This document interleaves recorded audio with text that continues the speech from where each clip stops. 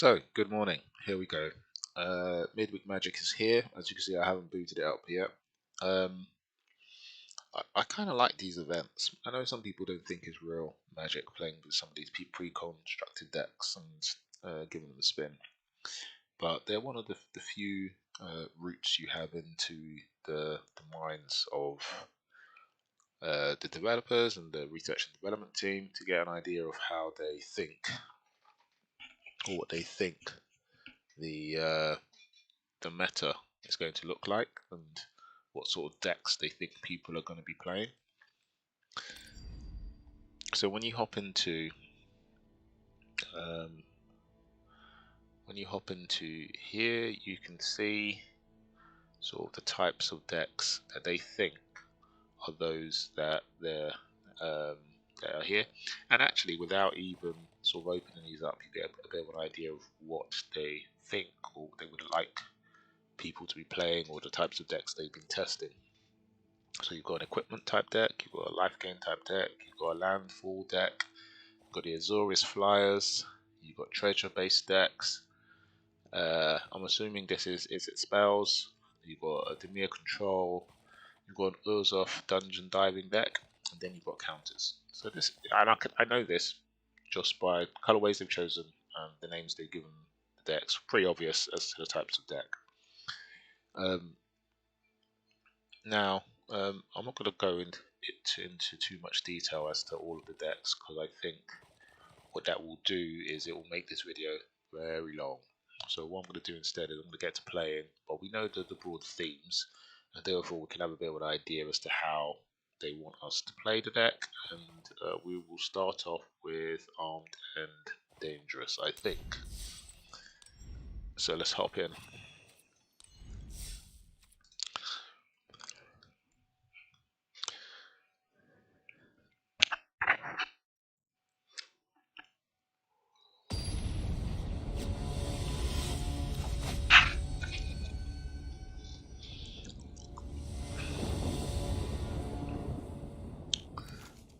Now the big problem with equipment decks is that is the cost of equipment to equip equipment. We're going to keep this.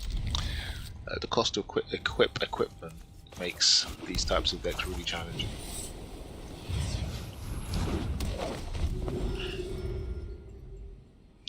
So when you get a card in the meta like Bruno, where you get to equip for free, it means that equipment suddenly becomes more feasible.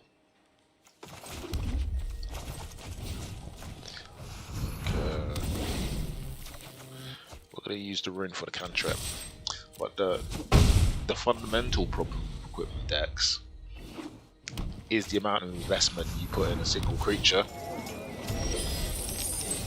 and the fact that all of that investment can be wiped out if they wipe your board.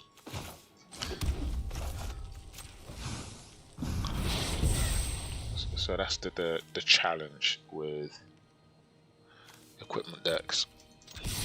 So we're going to hold on to the Resolute Strike. The reason we're holding on to the Resolute Strike is because it allows us to equip something for free. So it's a tool that helps us avoid the equip cost. And obviously it costs 1, which is really good.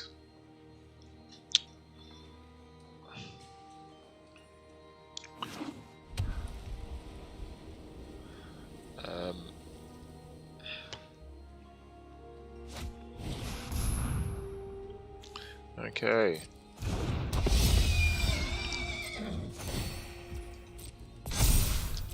We've got flying, so we're not necessarily too worried. We're just going to let this happen. If we race, I will win the race. You'll probably be aware of that. So we're going to keep on going here. He can't attack with the 1-1 because of our 5-3.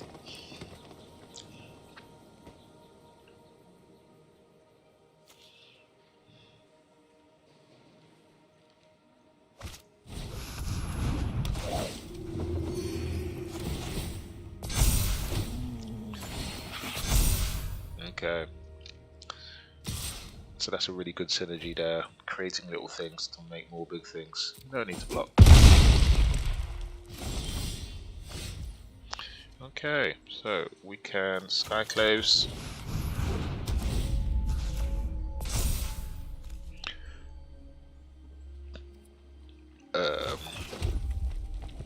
9, 10, 11, and he's got, so I think he's got lethal here, 9, so if we want to put the hits on 10, 11, 12, 13, we're still not quite there. But this is now his first strike, so we're going to hold on to this. We're going to attack with this. This is only 2 or less, so we can't bring any of this back. We can bring this stuff back, but not this stuff back.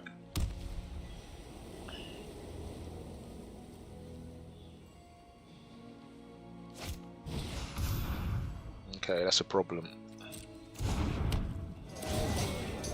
He's going to create some tokens, going to create some other stuff. All of it is a problem.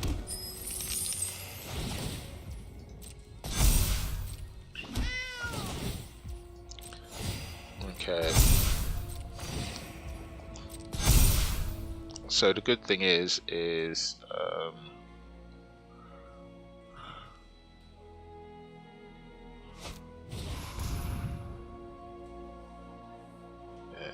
okay.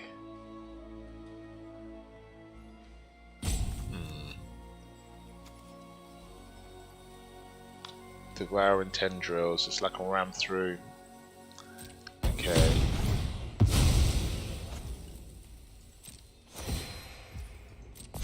So that's lethal there. That's GG. Okay. Good game. We're out of it.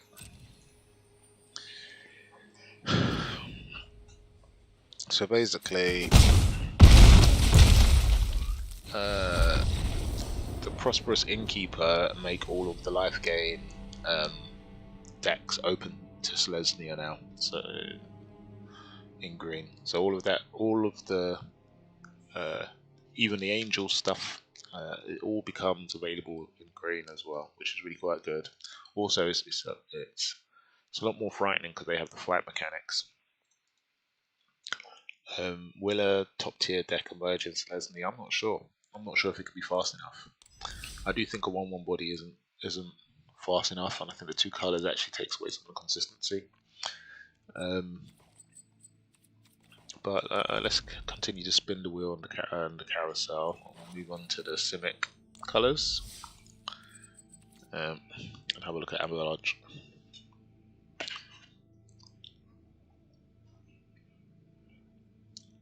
But as you can see in equipment decks, it's about making investment in creatures, and because of the copious amounts of removal that exist, making investments in creatures is it's a thing that people don't want to do. We could keep this. The Bubble Steer makes this keepable. Zimone is a really interesting card. I can't quite tell if it's good. Is my answer. I'm going to keep this. So the 4 and tap to draw 2 cards if you have 8 or more lands. That's without the scry. It's like a behold. It's the cost of a behold, but without the scry in the body. The 1 tap to put a land in your hand could be good, but you need an empty board. You need them not to be pressuring. So I'm not sure if this is good. The more, I mean, it's a funny and fascinating thing. I keep on testing this card because I think maybe it is good. I'm not sure, but I don't think so. I mean, how is this better than Cultivate? How is this better than other effects that put no blocks? I don't know. So we've got a further bubble snare there. What do we want to do? We don't have a land in hand. This can't kill it. We have to ignore it.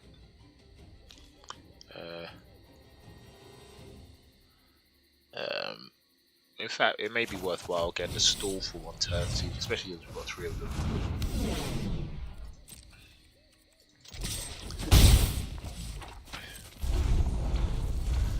Yeah, so we'll bubble snare that.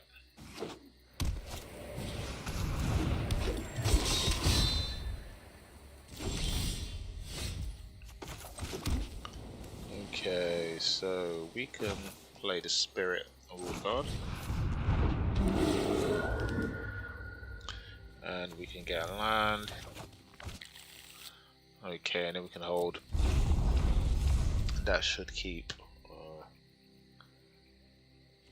the Death Knell Berserker at bay. What we do know though, he's in green, so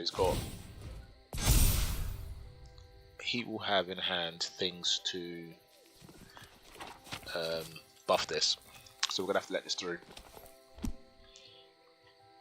We basically want to fight this on our terms, not on his terms. So he's going to draw something from hand.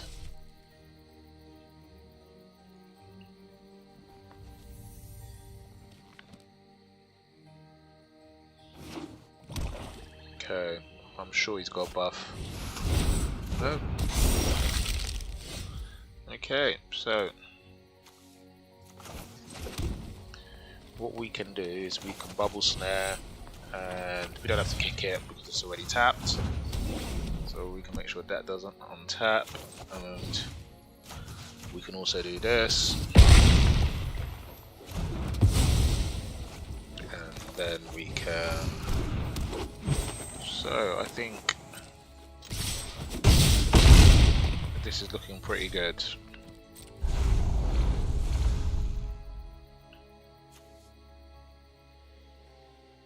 Okay.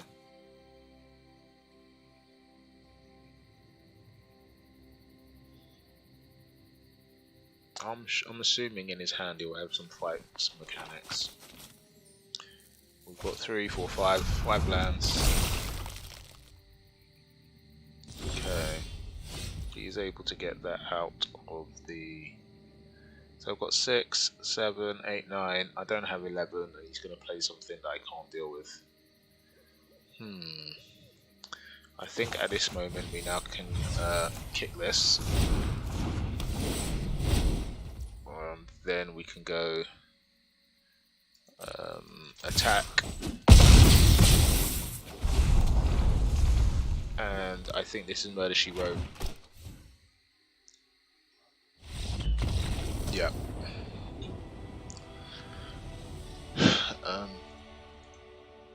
I mean, I won the game, but that didn't feel like a very secure or a secure deck.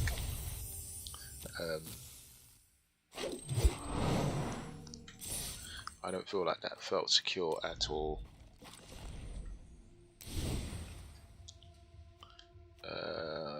Gretchen. So there's lots of ramp, but what am I ramping to? Quandrix doesn't quite do it. Spirit of Old Guard, is that what I'm ramping to? More lands on there, so that becomes a big thing. Oh, we've got Bergstrider. So you've got Bergstrider in there. That taps everything.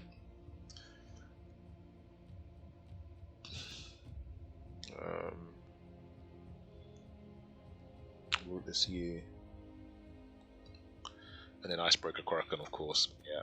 But Icebreaker Kraken, it's great that it's something that gets cheaper and it taps everything, but without trample, it means someone can put something in the way.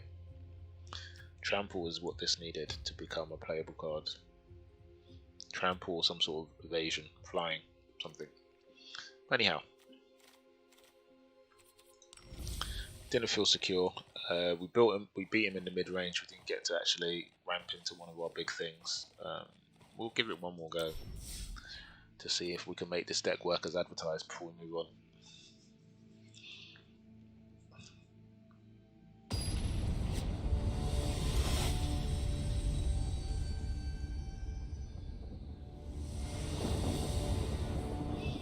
One thing that I'm already struck, 2, 2, 3, yep. One thing I'm already struck by the decks that they built is how slow they are. I don't think standard will be this slow. I just don't.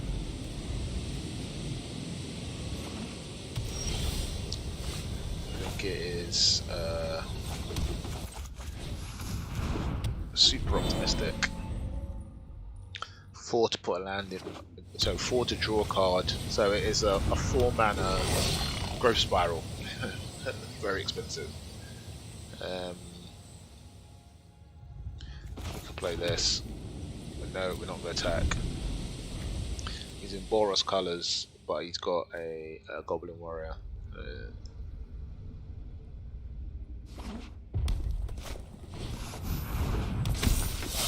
We don't have to worry about that still. So we can play our Burgulf, Spirit of Aldergard. We could take a green. That will do. Okay.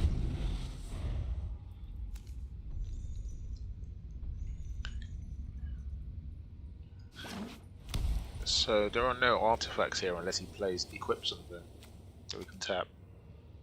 But we get a Garden Lord the next time around. Can't really attack with anything. Although you might be thinking Fireblade Charger could work.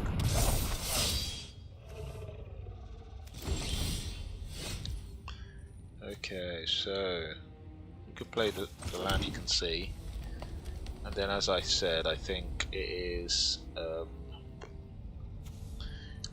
so we can, yeah, I think we want to hold the counter open. I think around about now he may equip with something, so we'll keep Quandrix open and see what happens.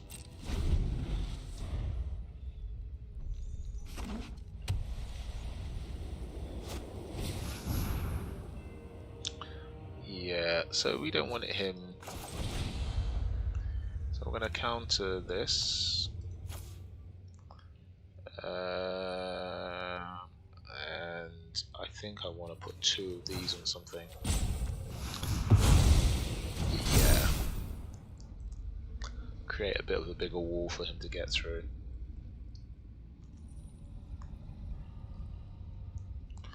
So I suppose now in this sort of board state where it looks having Gretchen here to draw a card and put a land out there is pretty good. We're going to do Graven. Graven is too good. So we could draw 3 cards. So we need something that's going to fight. Another Spirit sounds good. That can go to the bottom. Do we need land? I don't think we need any lands. So we're going to put all the lands to the bottom and see what's up with that 3rd card. Okay.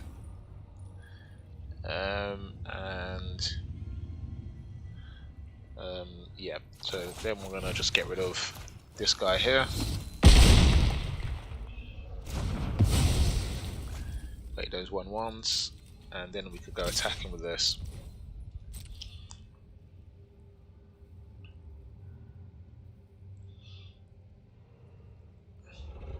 Now I'm curious as to what here has been foretold. That's fine. Cool. This, I don't know if he's seen this indestructible, but if he hasn't, that's life. Yeah, that's okay. Untap Snowland. No, we don't need to leave that. What is this? Is this a Doom score? Okay, he's going to bring something back. Okay, cool. So we've got 3, 4, 5, 6. We need 2 more lands. Obviously now he can equip a flyer, which sucks. Yeah. Yeah. We do have card advantage, so I suppose that's positive. Okay. Not bad. Well, that helped a lot, didn't it? We're going to put this into the battlefield. So, yep, take that.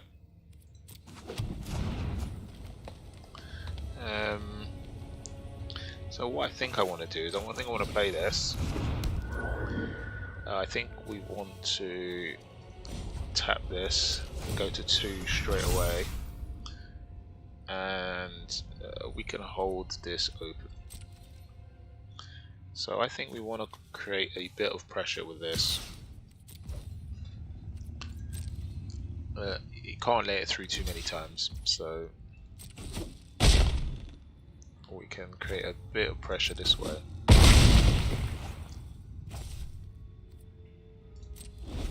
Okay. Okay, Maul of the Skyclaves. It gives him a what is it, a 5/5 lifelinker flying. Yeah.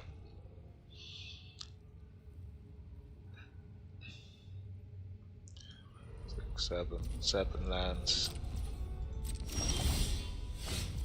Okay, so let's go looking for a blue. I think we can untap this, can't we? Yeah, we can. And we can play. Yep.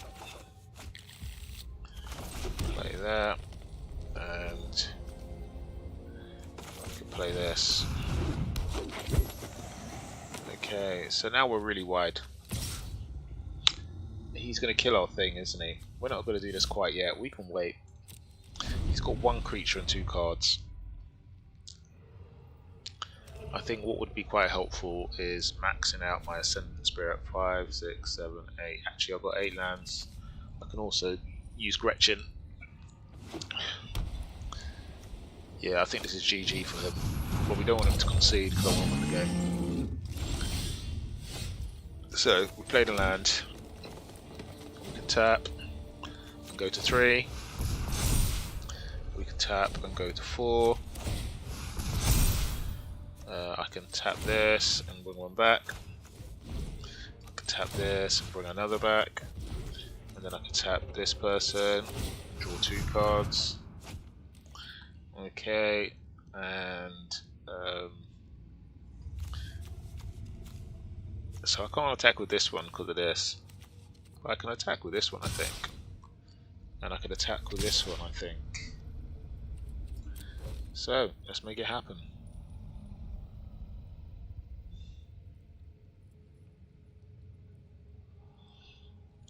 Let's put some pressure on this board.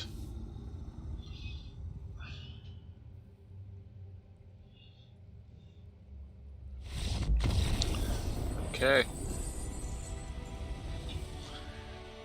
So, that was a better demonstration of the deck. As you can see through the mid game, we can use its land gathering abilities to ramp into even bigger things, and also our creature scales the amount of lands you have. So I get it, it's cool, and it's a snow deck. Snow deck's cool. Let's move on. Control. I don't know what's in this at all. I'm trying to think. Let's have a quick peek before we get to playing. See what sort of control deck it is. So you got flunk. Discard. Okay.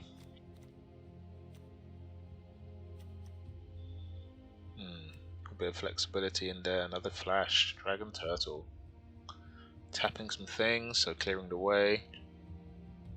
Gelatinous Cube.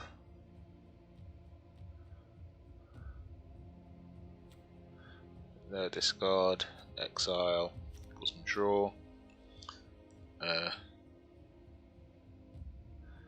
Okay, gain control. Ugh. Neareth, some draw. And some big creatures at the top end. Oh, flash, of course. Interesting.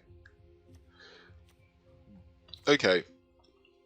So it's the classic control of the board, control his hands, get my big thing onto the board at the end of the game.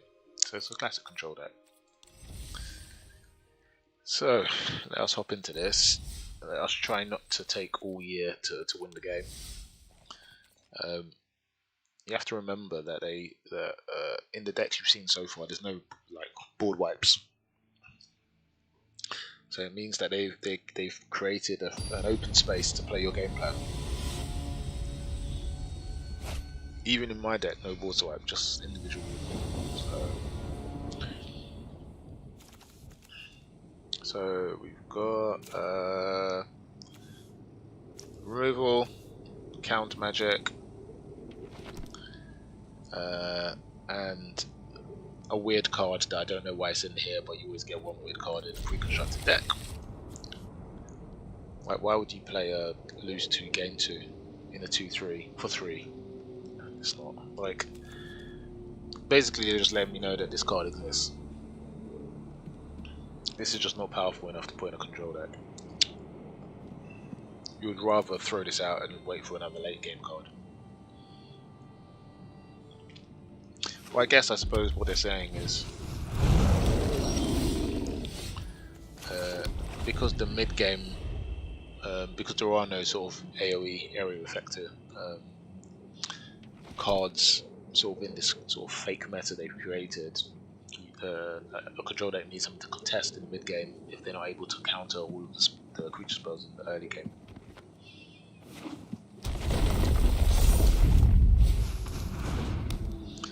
So this is actually the classic game where you know, I've had no turn on turn 1.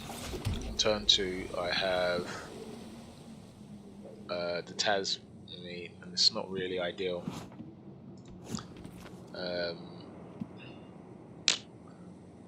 Do I want to remove this?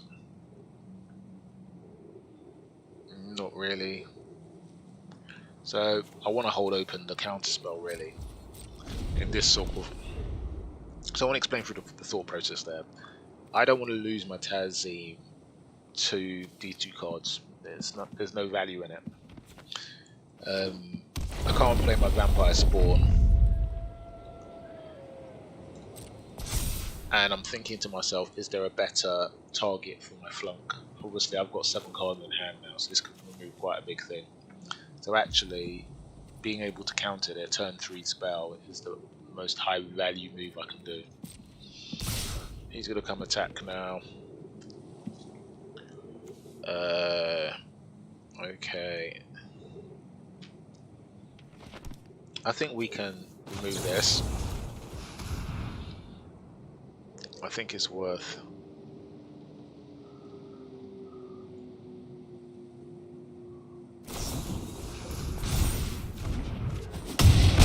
Okay. So.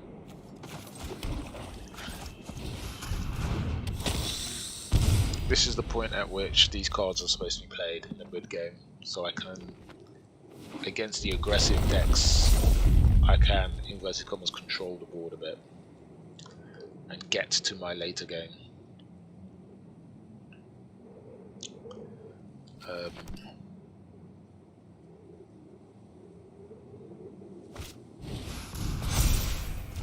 Okay. Not good. He got the order on that completely wrong. We can't block this one. This is going to do 9. I think we just stop this.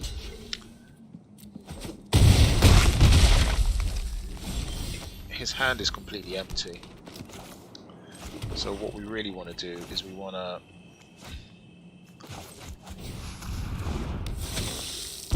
just keep in the game. That is the game plan. Just stay in the game for a bit. Okay. So this is the thing we don't want to happen. We don't want to get hit by the Targnar. Okay, he's now going wide, which is fine. We block with this.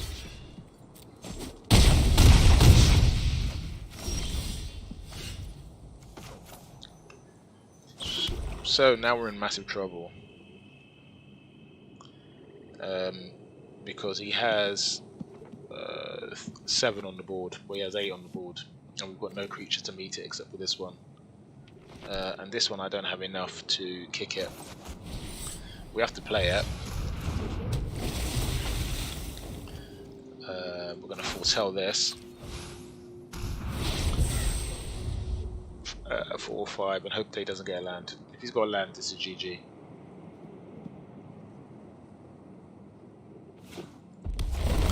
There you go. Good game. As you can see, he's got 3 coming through. He's got open all of these get +1 it's a terrible thing.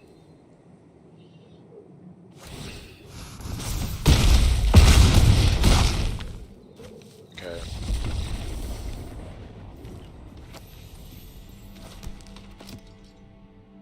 So this is a classic example of how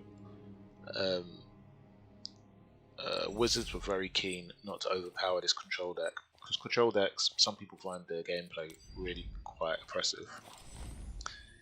So in order not to overpower it, it didn't give it a board clear. So there is nothing in here that enables it to move the whole board. Rather sort of. And the funny thing is there is actually a brilliant card they could have put in here to make this deck more of a goer instead of our Vampire Spawns, which we drew into. And it is our artifact that exiles all the cards. I've forgotten what it's called. In fact, it would help if I didn't do that. So it is well, it's a 1x card, isn't it? So it will be at the end here. Sphere of Annihilation. So this is the card they should have put in there. They should have made this a 4 of in the deck, and then they would have given us. It's a new card. It's a new black card. It's a really awesome card. And what it would have done is it would have meant that this control deck has a chance, has a shot of getting to its end game, where it's got all of these big chunky things, and it's got this wonderful Mindslayer card at turn 5.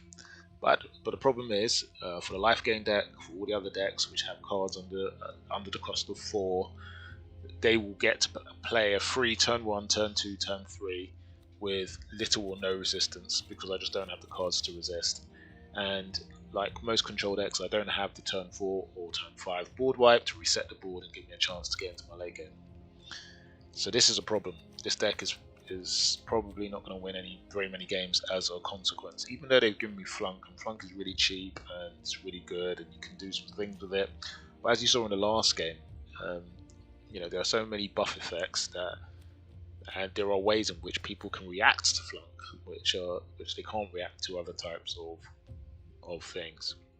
So this is what the problem with the deck is. Anybody who was properly building a control deck in Dimir would have something to help them manage the board on early in the game against aggro decks, and the artifact that I just showed you is ideal, really ideal for this deck, and it's what any sensible person who was building this deck would put in. But they gave us a Vampire Spawn, which gives us 2 life and a chance to sort of life gain our way to later on in the game. But as you can see, if they go wide enough, there's nothing we can do. We're going to give it a run one more time to see if I can show you some of these late game cards, because I like Limith. Limith is really good. The Blue Dragon is new, haven't tested that yet. Black Dragon is new, haven't tested that yet either. So they're 2 good cards. Contact the Other Plane is a card that is only good if you get to scry 3 and draw 3. Otherwise, Behold the Multiverse is much better. So it doesn't even quite compete for that slot. You find the Villain's Lair. I think the counter spell side of it is better than the draw 2 and then discard 2, especially if it's for 2 blues.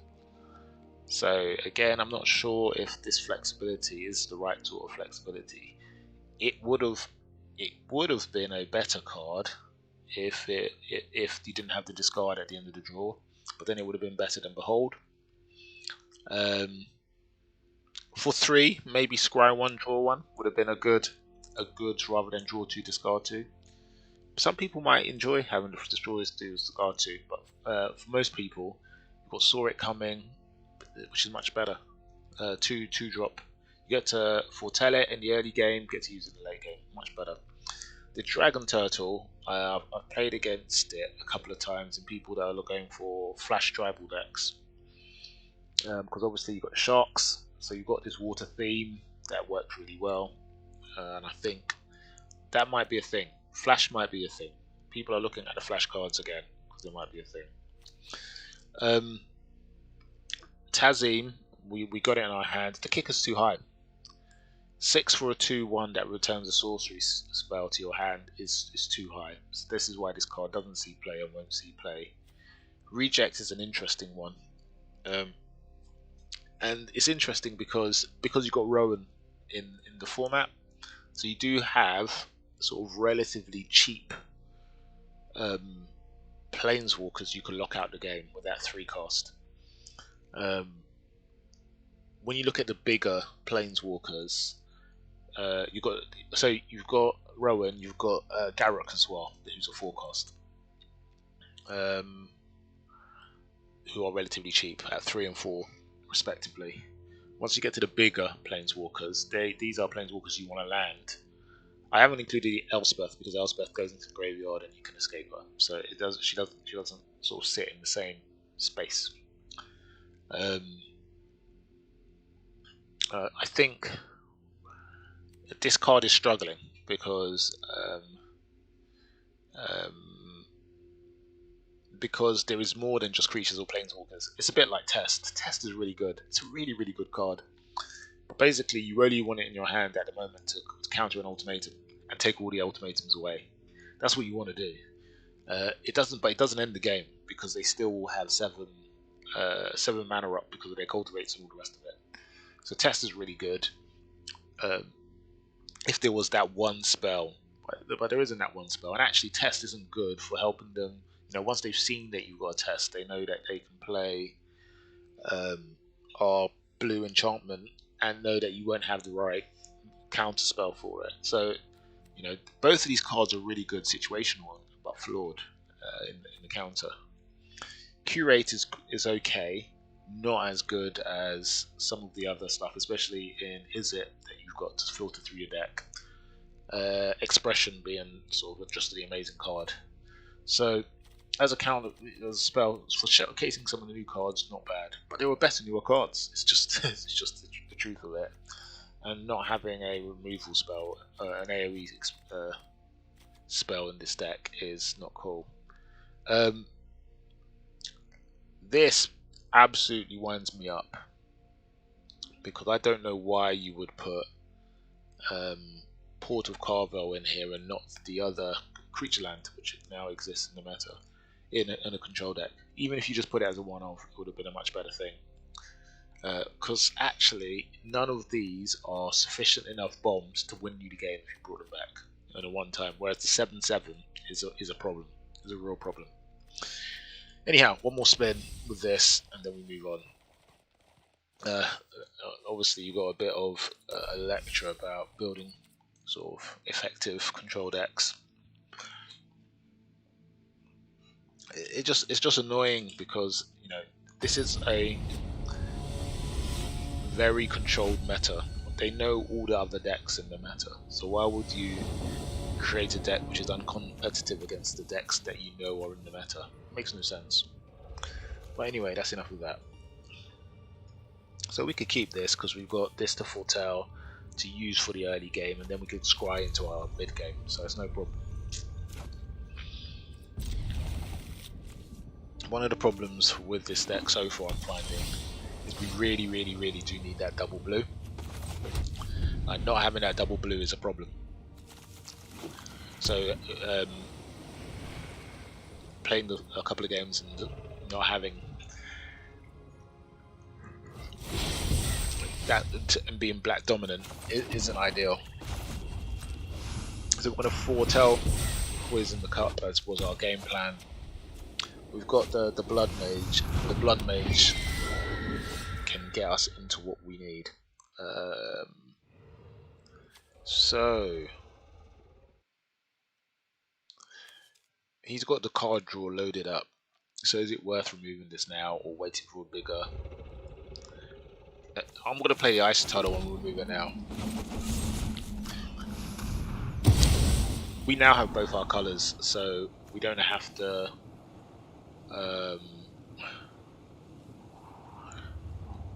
wait for another blue. As I said, Tazim not really what we're looking for. We've got one in hand, but a black dragon could become useful.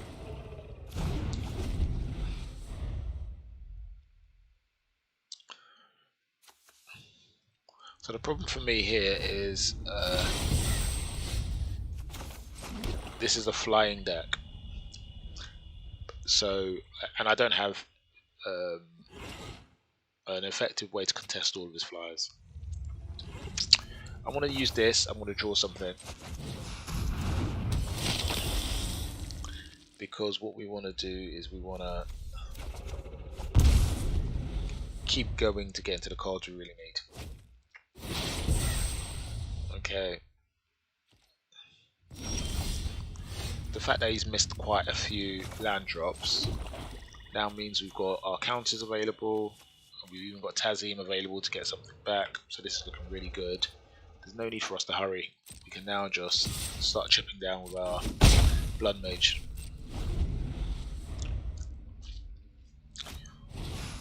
Yeah.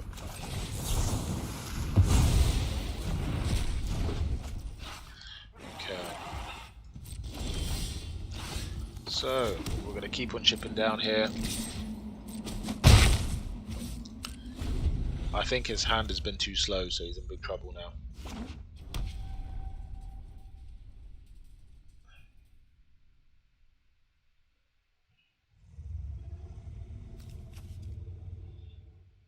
If he taps out, we'll use the Dark Black Dragon to remove the creature. He's got nothing open. Nope, we're not going to allow you to do that.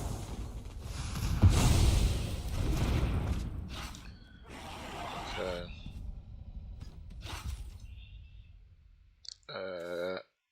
I think what we're going to do is we're going to use Tazzy, kick it, and bring back Poison the Cup. Because we want that Scry to go looking for stuff again. We've got Curate here. Yeah, I think the game plan originally was the better one, so we're going to kick this. Get Poison the Cup. The idea of having removal and a Scry is too good. He's now making those land drops now. I don't know what he's got foretold here. It's in an Azorius deck. It can only be stuff that buffs things that are on the board. That's... Okay.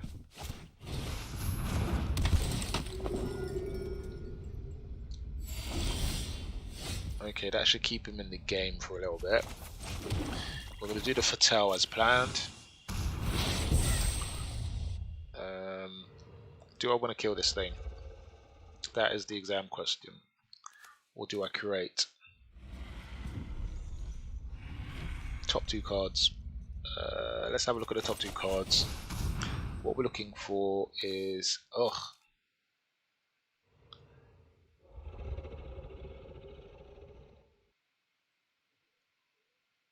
No, I'm not going to put any of these in the graveyard. I think I want Gelatinous Cube first. We want both of these. Okay. And then we're going to hold this. We've got the Exile, so we're not really worried. We've got an Exile, we've got a Scry, we've got tools. I want to know what these are. Okay, he's going to draw. So as he's going to draw, that means he's not going to have much to... Yeah. He's now opened this up for us, and this has got a counter. Yeah. There's a swamp underneath. So we can move the swamp to the bottom. We're going to keep Lemeth. Okay.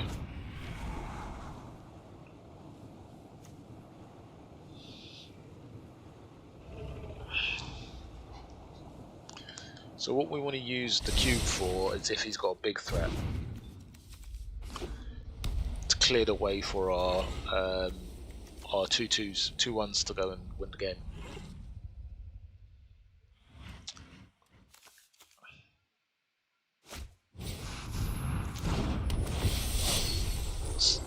Okay.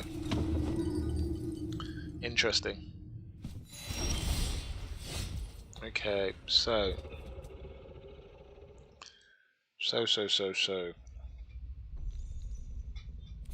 This has become a far more tactical game than I thought it was going to be. So what we're going to do is we're going to remove the shepherd. I think removing the shepherd is actually quite a simple thing. And then we're going to hold this open. What's he got in here? Ugh. It can only a 2-drop. Okay. So, he was waiting for my dragon to come on the board. That's fine. We don't know what this is.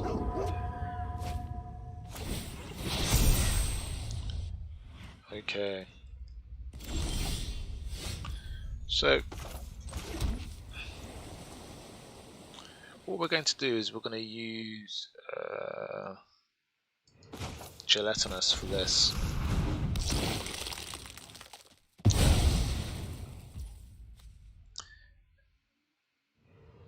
Yeah. Because it's only a 1-drop, so we could take it away. And ensure he doesn't have it back. Okay, he could play that. Okay, it's just a flying card.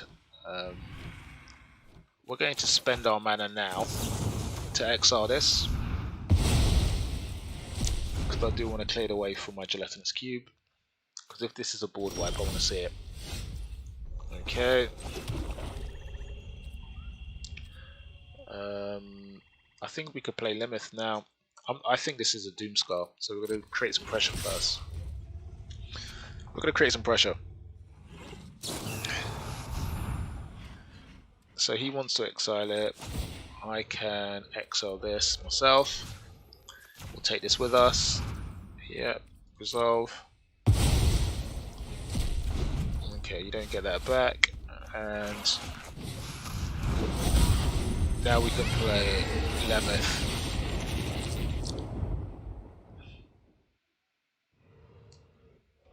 So with Lemeth, because he always builds your hand back up to 3, like if I get a land out the top of my deck, I have to play the land first to get the maximum value out of it. So for those of you who are sort of inverted commas boomers who play your land at your second main step, don't do this. So what we're going to do is now is a great opportunity to play Mind Slow. Because we know he doesn't have anything. I now have an empty hand, so I get the maximum value out of my Limith. So we've got a counter, so they can't doom score. We're going to play this as a blue. I wanted to foretell as well. I think I may foretell because I want to keep this hand nice and empty, so I keep on getting good value from my Limith. Is this a Doomscar? Now is the time to see.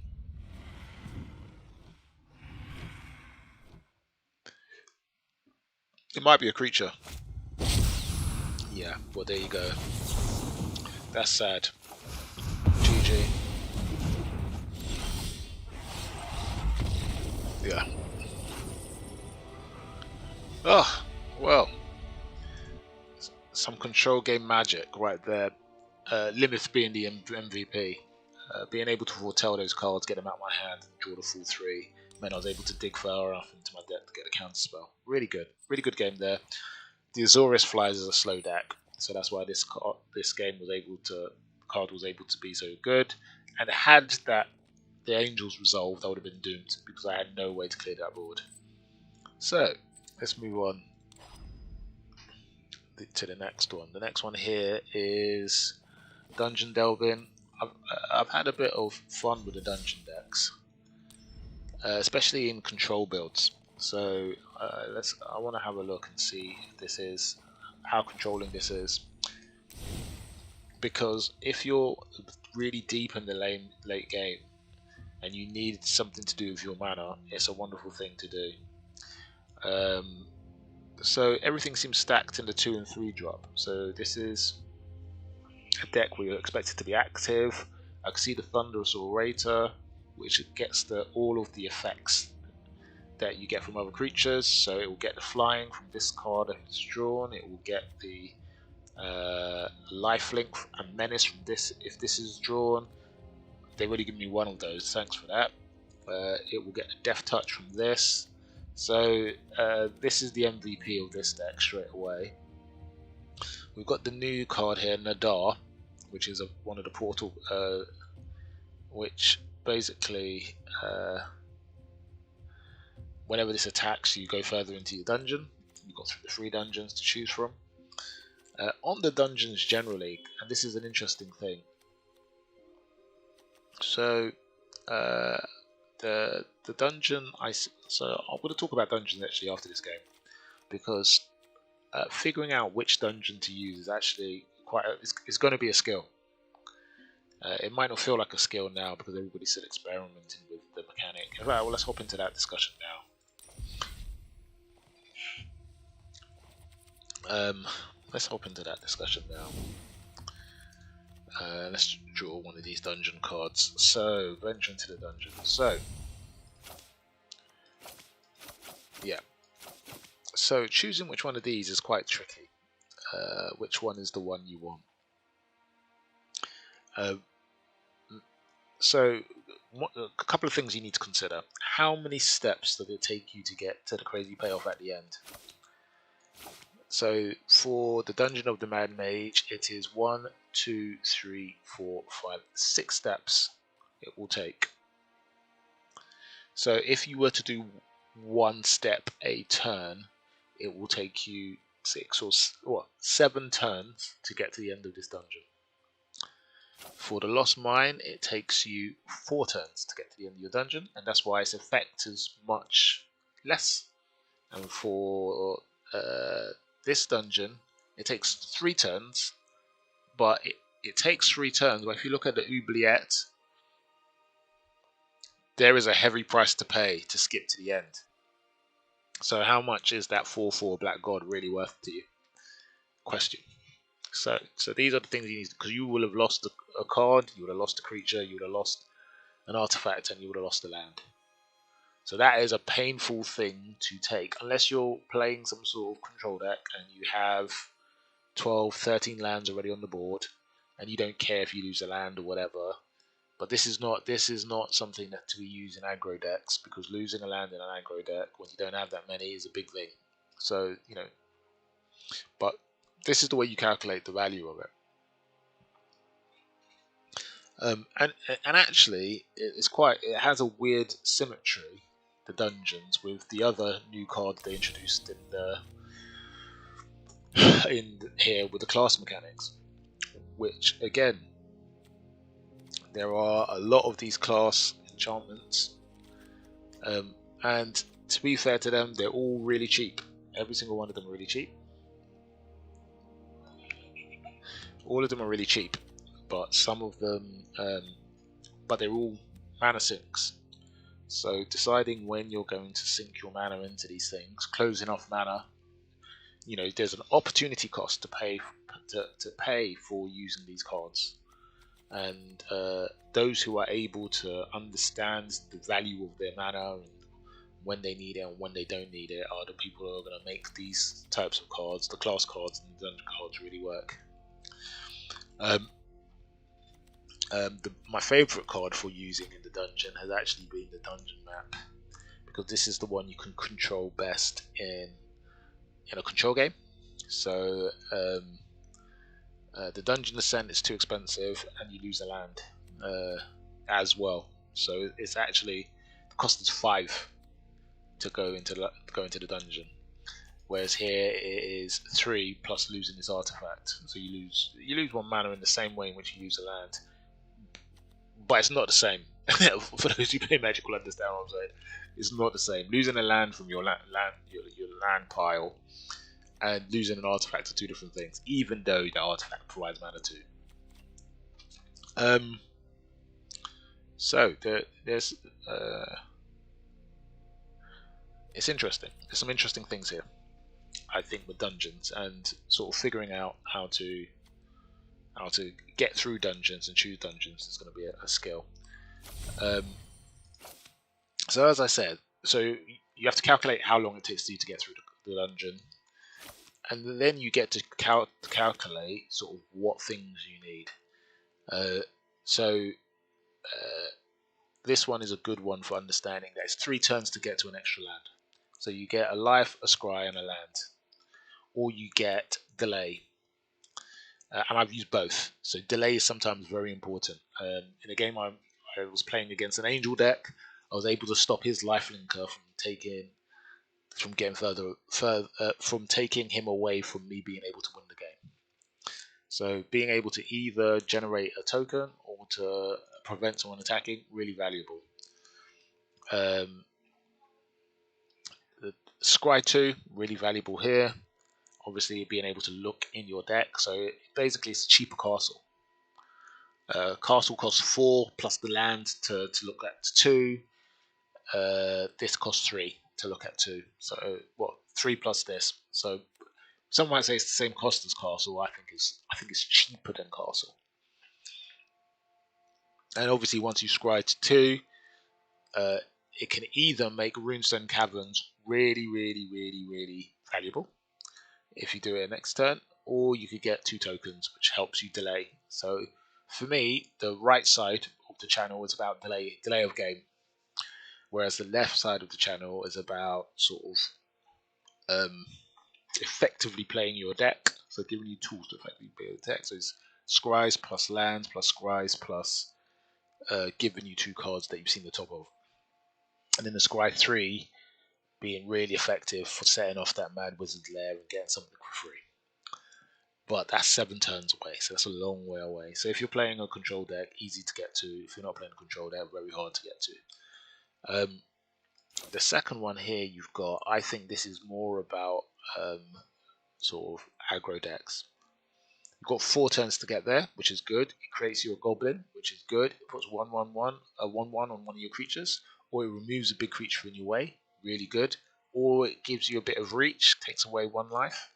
So you've got options there on that 3rd level, and then you get to draw a card. Really hard to do for aggro decks.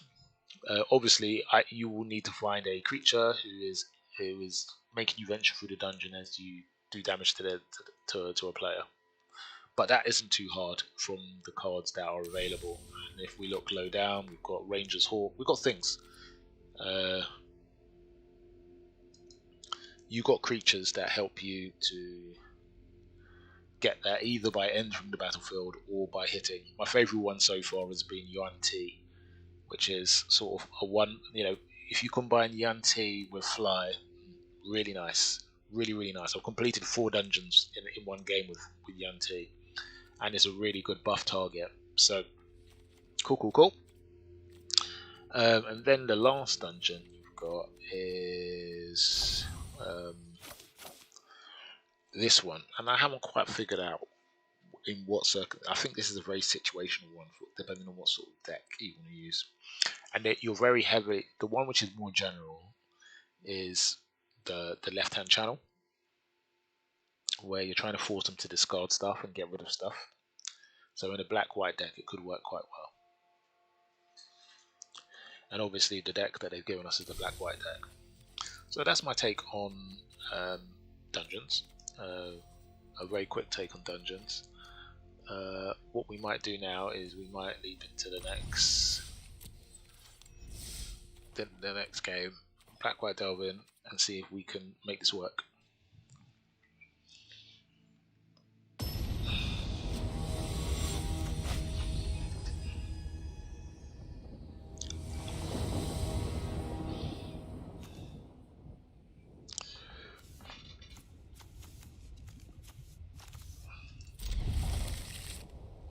So my view is that the way they've arranged the creatures all around turns 2 and turn 3 is we'll kill them before we get to the dungeon. But if we do win this game at all, but we'll see.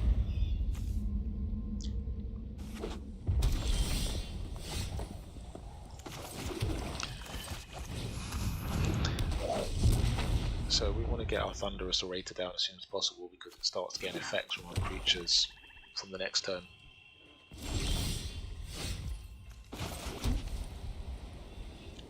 We're going to hold Vanishing Verse open.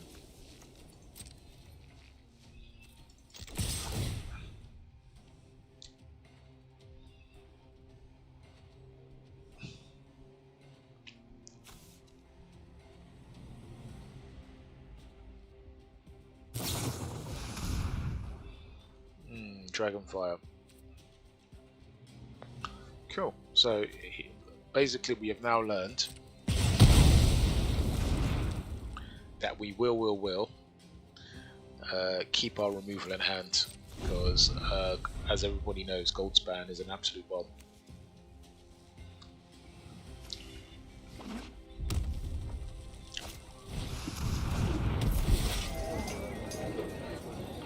Okay. So his Goldspan is available on the next turn. So we're just going to leave it all open because we want both of our removals available.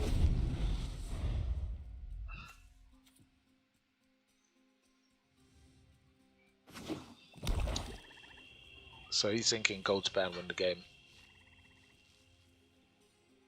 Or we should be thinking Goldspan win the game. Yeah, so we're going to take that.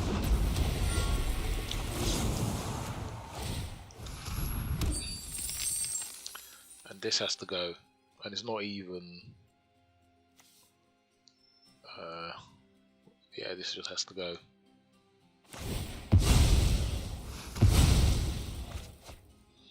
Okay. So...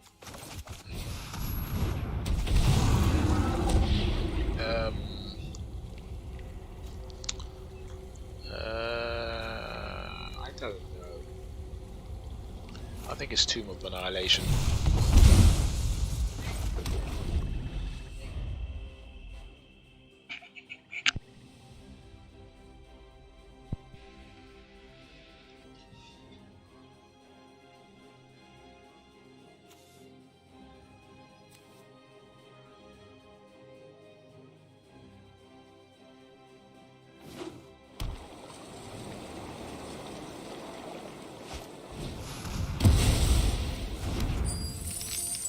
Okay.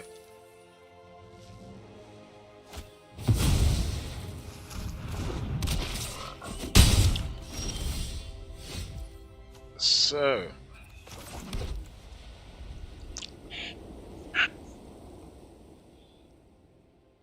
we're gonna play our... No, I think Dwarf Ranger is not useful because it doesn't create a party. Ugh. Just bad choices. We're going to play our Blood Priest, but what we're also going to do is we're going to kill his Merchant because it enables him to generate card advantage, and we don't want to do that. So we're going to wait till our end step, and then we can do this.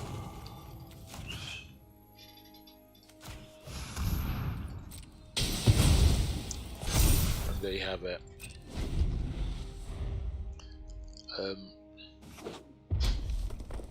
The reason why I was so laissez-faire with our closing statement is because at least usually in pre-constructed decks they don't give you more than one bomb, so I don't expect to see another. Even though I haven't actually had a look at the deck, I don't expect there to be another.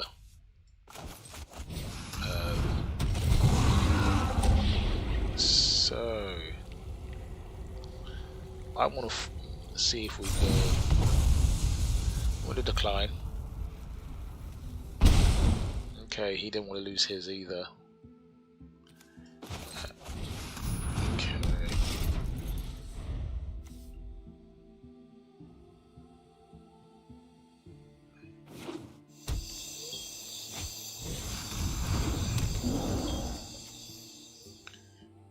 Okay, so we're now in the top deck world, which is terrible.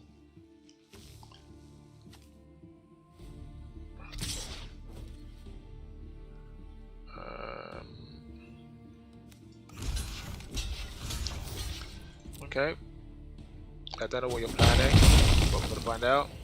I think he's planning on exiling it so that he can draw a card. And we're going to venture into the dungeon. And we're going to see if we can force him to sacrifice a thing.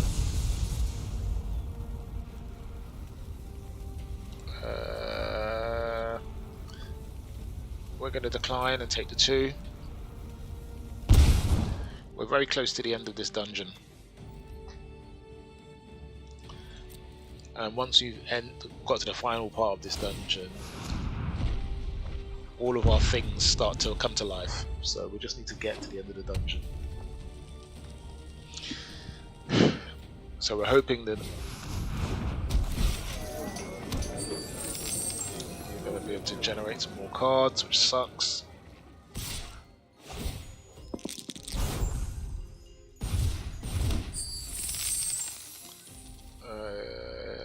This can die.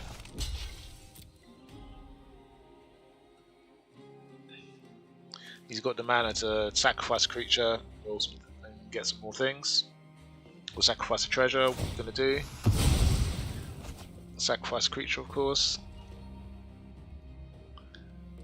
Okay. You're going to sacrifice a treasure, get another card as well.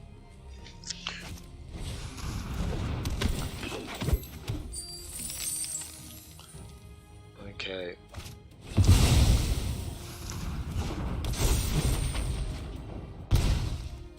Really good sort of ways of sifting through your deck. But these Rakdos decks, they just want to sacrifice somebody else's stuff. That's the problem. So let's get our 4/4 guy.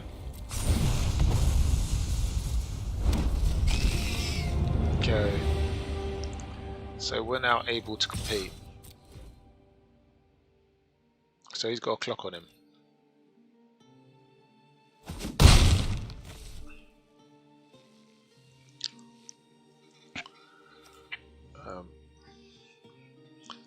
He hasn't got enough mana to sacrifice to get another card.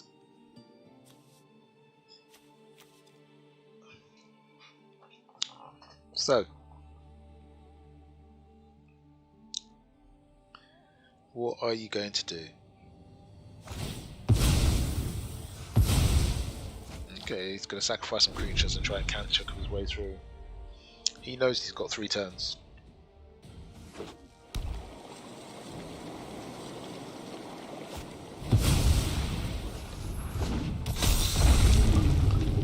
So, that sucks.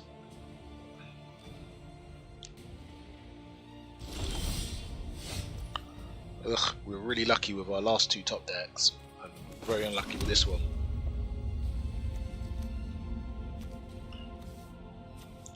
So none of these do anything if they die. And this gets indestructible. We have to wait.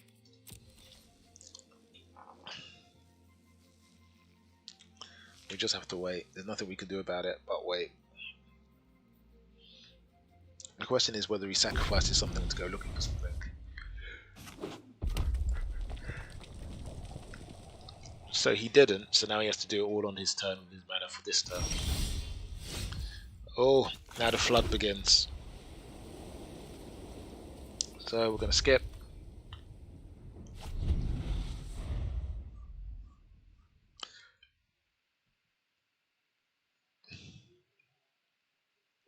So if we were to... Ugh, it gets worse.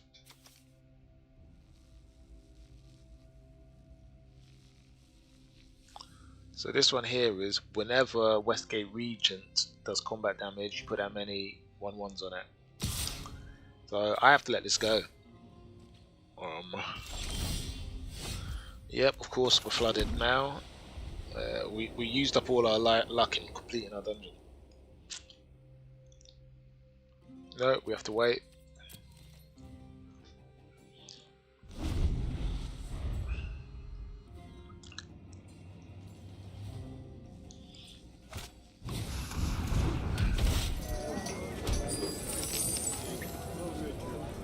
Yeah, he's got the means to generate card advantage. Yeah, I think we must, because we don't want this game 4 tokens, do we? So this is like a no-brainer. That has to stay a 4/4. It just has to. Okay.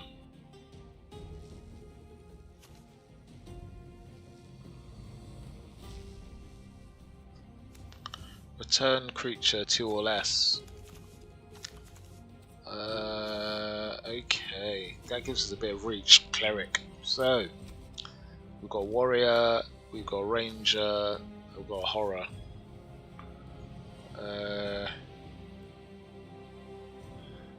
Okay. So we only get to do 2.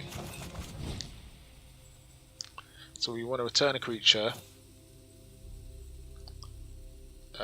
We want 3/3 plus flying, I think. So that's got to get 3/3 plus flying. We're going to return that.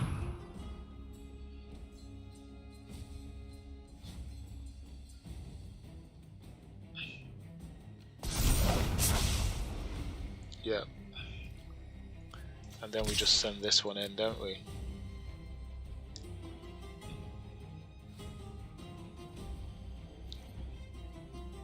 You have to sacrifice one of your creatures in order to make this work. One of them has to go.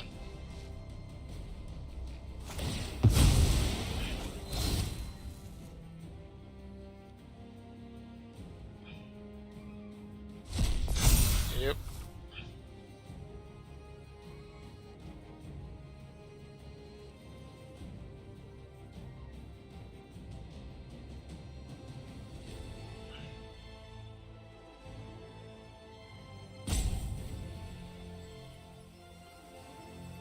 You've got to sacrifice a second one. You're thinking about it.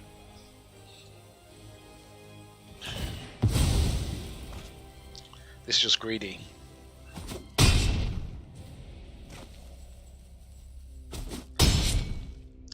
Yep, and he didn't read the card. Only does it once a turn.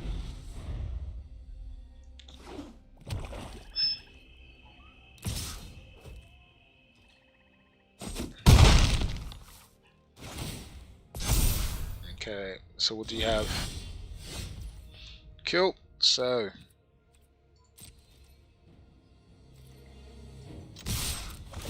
cool. Thundering Orator gets everything. So it gets double strike, it gets death touch.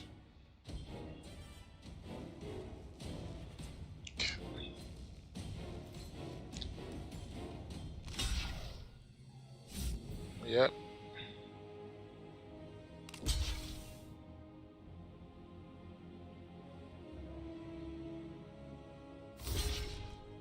Okay, is he going to miscalculate?